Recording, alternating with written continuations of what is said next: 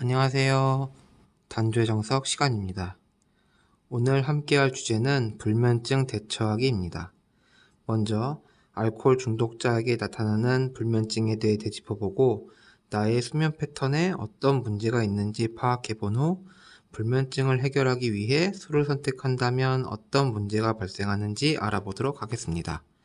그리고 불면증을 극복하고 건강한 수면을 위한 방법에 대해 알아보고 꼭 기억할 포인트를 짚어보도록 하겠습니다. 자, 그럼 시작하겠습니다. 밤에 잠들기 어렵거나 아침에 일찍 깨는 경우 숙면을 취하지 못하는 증상들을 통틀어 불면증이라고 합니다. 불면증은 비중독자들에게도 흔히 나타나는 문제로 술을 마셔 잠을 청하는 경우가 많습니다.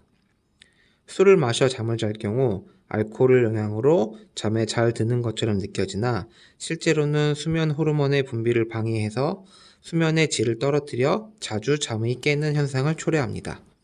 또한 수면을 위해 술을 반복적으로 마실 경우 알코올 중독 증상으로 술을 마시지 않으면 잠을 잘 수 없게 되는 악순환을 반복하게 됩니다. 이번에는 나의 평소 수면 패턴을 알아보고 어떤 문제점들이 있는지 알아보겠습니다. 첫 번째, 잠드는데 30분 이상 걸린다. 두 번째, 하룻밤에 자다 깨다 하는 일을 반복한다. 세 번째, 이른 새벽에 잠에서 깨어 다시 잠을 이루지 못하는 횟수가 일주일에 2, 3회 이상이다. 네 번째, 꿈을 여러 차례 꾸고 잠도 잔 것 같지 않다. 다섯 번째, 특별한 이유 없이 밤에 잠이 오지 않는다. 여섯 번째, 새벽 3, 4시가 되면 잠이 깬다. 일곱 번째, 심한 스트레스 후 잠이 오지 않아 힘들다. 여덟 번째, 신경이 예민해 잠들기가 어렵다. 아홉 번째, 잠자리에 들면 잡생각이 너무 많이 난다. 열 번째, 술을 마시지 않으면 잠을 한숨도 못 잔다. 11번째, 기상했을 때 몸이 찌뿌둥하며 무겁다. 12번째, TV를 볼 때는 졸린데 잠자려고 제대로 누우면 잠이 안 온다. 위의 12가지 내용은 불면의 증상들인데요. 위의 증상들로 잠을 이루지 못한다면 담당 사례관리자와 함께 상담해 보시기 바랍니다. 일반적으로 수면은 1단계인 얕은 수면부터 4단계인 깊은 수면까지 주기적으로 반복하며 수면 시간 동안 신체 및 정신 기능을 회복되며 피로가 풀리는 경험을 하게 됩니다. 하지만 불면증으로 인해 잠이 오지 않는 상황에서 이를 해결하기 위해 술을 마신다면 어떻게 될까요? 일반적으로 사람들은 술을 마셔 잠을 잘 잤다라고 생각하나 이는 알코올이 뇌의 기능을 떨어뜨려 나타난 마취 효과이기 때문에 깊은 잠을 이루지 못하고 피곤함을 더 느끼게 됩니다. 불면증이 있는 상태에서 술에 취해 잠이 들더라도 시간이 지나 알코올이 분해되고 알코올 농도가 떨어지기 시작하면 술에 마취되었던 뇌가 깨어나면서 자주 잠에서 깨어납니다.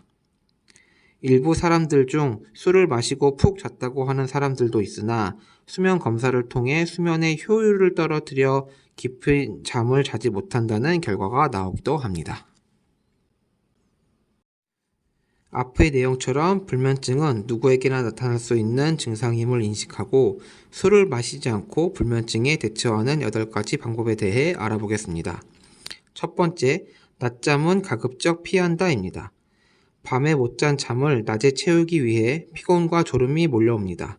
하지만 낮잠을 잘 경우 또다시 밤에 잠이 오지 않는 악순환이 반복되기 때문에 가능한 낮잠을 자지 않고 밤에 자는 패턴을 유지하는 게 중요합니다. 두 번째, 잠자리에 드는 시간과 일어나는 시간을 정한다입니다. 일상생활에서 일상이 항상 똑같을 순 없지만 잠드는 시간과 일어나는 시간을 정해 충분한 수면을 취하며 규칙적인 생활을 유지할 필요가 있습니다. 세 번째, 술, 담배, 커피 등 수면을 방해하는 물질을 피한다입니다. 잠들기 전 술, 담배, 커피 등을 섭취하면 우리 몸과 뇌가 깨어 불면증을 유발합니다. 사람마다 다르지만 잠들기 4시간 이전에는 담배, 술, 카페인 등을 피하는 것이 좋습니다. 네 번째는 배고프거나 배부른 상태에서 잠을 청하지 않는 것이 좋다입니다. 일반적으로 잠자기 3시간 전에는 물이나 음식을 배불리 먹지 않아야 합니다. 배가 고프다면 허기를 면할 정도의 가벼운 음식이 수면에 도움이 됩니다. 다섯 번째는 규칙적인 운동을 한다입니다. 운동은 신체와 정신을 부드럽게 해주고 긴장과 불안을 줄여주는 데 도움이 되는 활동이지만 수면을 위해서는 저녁 8시 이후의 활동은 피하는 게 좋습니다. 잠들기 전 격렬한 운동은 아드레날린을 분비하여 몸과 뇌를 각성시켜 오히려 수면을 방해합니다. 잠들기 전에는 일상적인 가벼운 활동을 하는 것이 좋습니다. 여섯 번째는 매일 조금씩이라도 햇빛을 쬐다입니다. 낮에 햇빛을 쬐게 되면 15시간 후 멜라토닌 호르몬을 분비되어 수면에 도움을 준다고 합니다. 매일 햇빛을 쬐는 습관을 가지면 좋으나 그러지 못한다면 적어도 하루 30분 이상은 햇빛 또는 밝은 빛을 쬐는 것이 여섯 번째는 매일 조금씩이라도 햇빛을 쬐다입니다. 낮에 햇빛을 쬐게 되면 15시간 후 멜라토닌 호르몬이 분비되어 수면에 도움을 준다고 합니다.